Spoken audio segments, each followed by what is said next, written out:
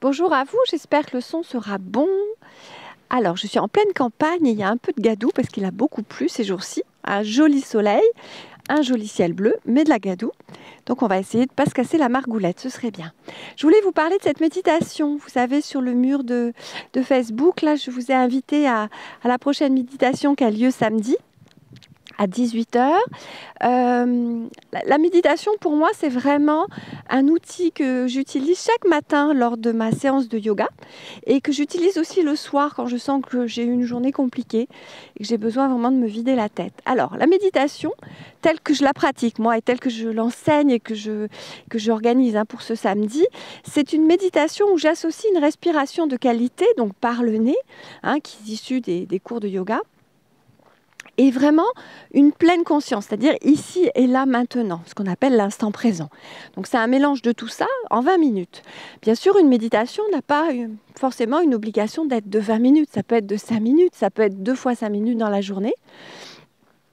Et ça me rappelle toujours un témoignage d'une personne que j'avais accompagnée, que j'avais coachée, que j'ai appelé Damien pour lui permettre de garder l'anonymat.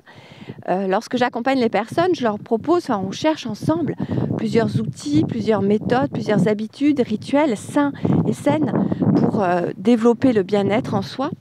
Et la méditation lui correspondait bien. Donc il méditait chaque matin 5 à 10 minutes. Et puis à la fin de l'accompagnement, il a continué ses rituels. Et il a voulu voir lequel des outils il pouvait enlever, puisqu'il avait remonté son énergie, qu'il allait très bien. Et il ne voulait pas garder tout, puisque ça lui prenait quand même un petit peu de temps. Il voulait dormir peut-être un peu plus le matin. Ce que je conçois et ce que je conseille complètement. Et donc, il a enlevé la méditation. Et au bout de 4 jours, il m'appelle, il me dit « Oh là là, c'est la catastrophe, j'ai de nouveau les tas de pensées qui s'agitent, je me concentre moins bien, ma colère est revenue. Enfin, je sens de nouveau que je suis dans le tourbillon de l'inconfort. » Et donc, très vite, je lui dis « Écoute, tu médites quelques minutes maintenant, tu médites un peu ce soir, et très vite, tu reprends ton programme. C'est trop tôt pour enlever la méditation, et puis c'est surtout pas le matin, puisque le matin, tu as plein d'énergie. Canalise cette énergie avec cette méditation, peut-être plus rapide, puisque ça te prenait du temps. Alors, il était à 10 minutes, il était passé à 5 minutes. Et puis, dans le temps, tu pourras peut-être faire un jour sur 2. Voilà. Donc, la méditation, j'ai envie de vous dire, c'est pas forcément une méditation de 20 minutes, c'est pas forcément rester immobile. Moi, j'ai beaucoup de mal à rester immobile en étant une hyperactive, hypersensible. Donc, ça peut être aussi une méditation en marchant. Ça peut être en écoutant et en regardant la nature, une contemplation. Voilà, c'est pas forcément rester immobile et ne pas bouger. Voilà. Donc c'est samedi, je vais dire c'est samedi à 18h.